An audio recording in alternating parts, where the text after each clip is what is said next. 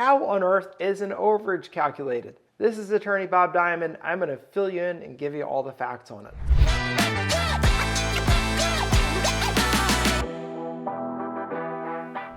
An overage is calculated by the difference between what the property sells for at the foreclosure auction versus how much was owed in debt. And these can happen in two kinds of sales. One is a tax auction, which means you didn't pay your real estate taxes on your house. That's one kind of auction that creates an overage.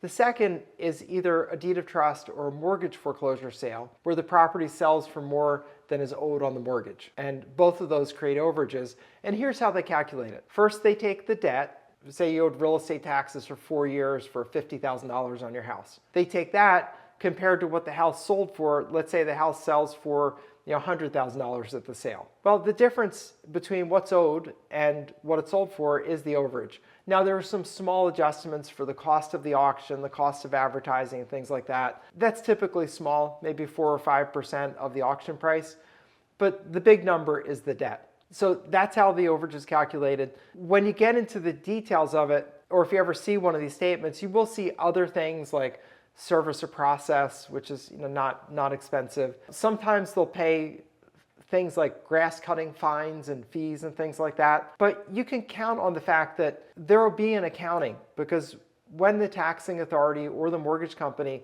collects the money at the auction, they then have to pay off, like they pay the real estate taxes current. They pay any fines that are due. They'll typically pay municipal charges. So if there's trash collection that's municipally done, or any municipal services, water and sewer, they'll typically pay all those up to date. And those are all going to come out of the sale price. And whatever is left over is the amount of overage. The good news is that what you're going to see on the sale list is whatever money's left over. Now, if you want to dig into the numbers under that because you're, say, claiming an overage and you want to make sure the numbers are right, you can get that accounting, but generally you don't need to. So just know that generally speaking, your overage is the difference between what the property sells for versus how much the debt is. Now, let me give you some more details about this, because this actually is an amazing business opportunity that I've made, and I love this business and actually teach a few people this business, so I'll tell you more about it. So the basic thing that happens when a property is lost at a foreclosure auction, whether it's a mortgage foreclosure or a real estate tax foreclosure, is that the houses sell for more than the debt. And that's due to two things. If it's a tax foreclosure, the taxes aren't that much money. When a house sells for taxes, typically they're 3 to 4 years behind in taxes. They're not that far behind. And property taxes, on average, are a little under 2% of the home value per year. So let's say we had a average house in America, which today is about $400,000. That's going to have about $8,000 a year tax bill. If you fall 3 to 4 years behind, they will sell your house at auction. So let's say that person was 4 years behind. So $32,000 behind in taxes, plus penalties and interest, so we'll just double it. So $64,000 that's owed in total. When that house sells at auction, there are hungry bidders just bidding like crazy, like me. They all want to get the property. That house is probably going to sell for around $300,000, so about 75% of its value. And it will take into consideration repairs, but just for sake of our discussion today, $300,000. So when the house sells for $300,000 and you only owed $64,000, that means there's over $220,000 that's left over, right? And that's the overage, that money. Now, will there be some other adjustments like, oh, maybe they didn't pay their trash or their water or their sewer bills? Sure, that may bring that down, but it's certainly not going to wipe out the over $220,000 that's due there. And the good news about people in this business like myself is there are actually lists that show you what's left over. You don't have to do any math or anything. You just look at the number because they give you the end number. So we look at these lists, and in the business, we just look up the contact information for the people that are owed the money, reach out to them either by sending them a letter or giving them a phone call, and say, hey, there's some money that you're eligible to claim. Would you be interested in claiming it? We do that work for a percentage. And lots of people sign up with us. We help lots of people get money back. And the most important thing is that our clients are so happy and so surprised that when they thought they'd lost everything, they lost the roof over their head, and now they get this big windfall. And I'll just give you an example, which isn't the most money in the world, but to me it's one of my favorite stories in the world. There's a woman named Carrie Johnson who lives up in Connecticut, And Carrie fell into hard times. She got injured at work and she couldn't work anymore. And she went to take care of her parents who were sick and ailing. She did that until they passed away, not working the whole time.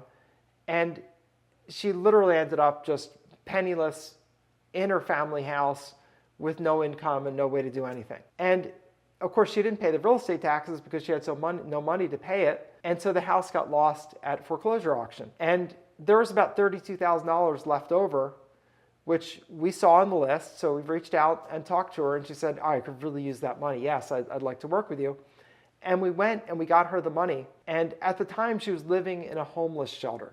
And to make matters worse, and sometimes just life is stranger than fiction, right? We got her the money and reached out to her on a Tuesday. And on Saturday, she was due to be pushed out of the homeless shelter because she timed out. There's a limit to how much time you can spend.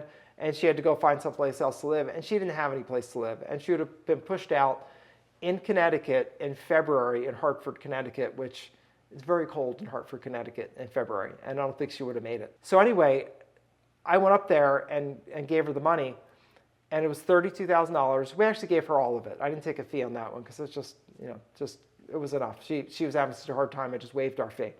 But anyway, gave her the money and she got back into housing. She then was able to just mentally get herself together. Now she has Social Security payments, she got disability payment, and she has a small pension from her workplace that she got started up. And all that was because, we were the spark that reached out to her, got her that money. And today she's living in a townhouse.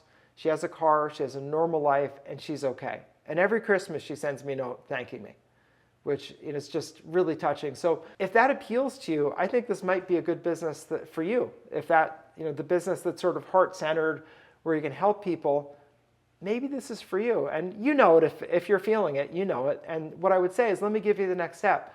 So up above my shoulder, you'll see a link to an intro to the Overages business video where I tell you more about this business. Or if it doesn't show up there, it just means your browser doesn't show up. Then just look down below the video. There's a description down there and a link to that video. But in the intro to the Overages business video, I take you through all the details, tell you about how this business works, where you can do it, how you can do it. And you could do it from anywhere because we're just really working on the phone and through mail. So you could do it anywhere. But I give you more details in that intro to the Overages business video. I would say it's for you if a business where you can make great money and you get to help people appeals to you. This business can work as a side business. If you just want to do a few deals on the side, that's perfect. Or if in your retirement years, you just want to do some business on the side to keep active and keep extra money coming in and not have to just scrape by on Social Security, but instead to thrive in retirement, maybe get to do some travel and things like that, it'll work. Or if you're a younger person, you just want to take over the world, you can make this into a big business. There are lots of auctions, about 3,000 a day. Properties are sold at auctions. So there are many, many auctions, many, many opportunities to help people. And you'd never run out of deals to do. Believe me, there's so many people losing their houses and they don't know about the money. There's a state study they did in Maryland that they showed over a 3-year period that they did back-to-back studies. Every year, less than 30% of the people claim their money. So 7 out of 10 people never get their money and the government just keeps it. So it's just, you're needed. I'm needed to go help people. So if you're interested, this works all over the country and there are a bunch of states you can do it in. I give you the best states in my training. I'm happy to give you an introduction, and if you're interested in the business, I'm happy to teach you the business. So click on the link below or over my shoulder, the intro to the Overages business video. I'll see you over there, and I hope that you may have found exactly what you're looking for.